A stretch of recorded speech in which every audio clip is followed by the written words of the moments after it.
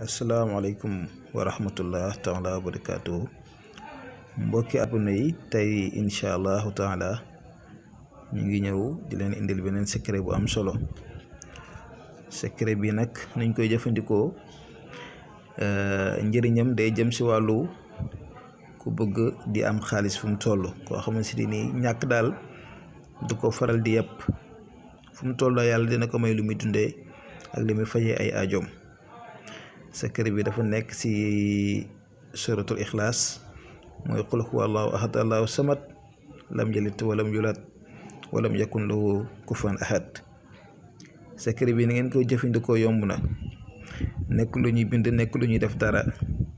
boo leen di tëdd incha allah bu dara desul lu dul rek dem pour gëmmu war a tëdd nelaw, da ngay ni jàng suratul ixlaas qul huwa allahu ahad allahu samad lam yalid walam yulad walam yakun lahu kufuwan ahad. ngeen jàng ko ñetti yoon. bu ngeen ko jàngee ñetti yoon ba pare nag bu defee ngeen tëdd ngeen nelaw. boo nelawee ba yeewu balaa ngay wax ak kenn, boo sentiree na sa bët yi ubbeeku na rek nga tariwaat qul huwa allahu ahad allahu samad lam yalid walam yulad walam yakun lahu kufuwan ahad. waaye boobu nag day fekk yaa ngi tëdd ci kaw lal bi jugugoo, boobu doo jug. ginnaaw ba nga ko waxee nag ñetti yoon da ngay ñaan nga ni yàlla bëgg naa nga may ma xaalis bu bëri, fajal ma sama aju yëpp si zaahir ak si baatin. dégg nga soo paree nag nga toog.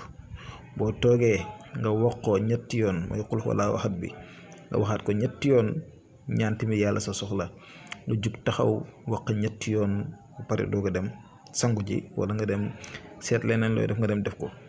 lii de incha allahu rabi ku góorgóor ba def ko bu soobee yàlla dana la may wërsëg bu yaatu, dana gën a yokk sa wërsëg, te itam doo torox, doo ñàkk dara.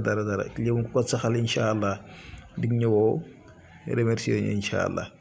waaw ndax am nañ si ay témoignages yu bëri te ñun ñi itam lu ñu faral di def la.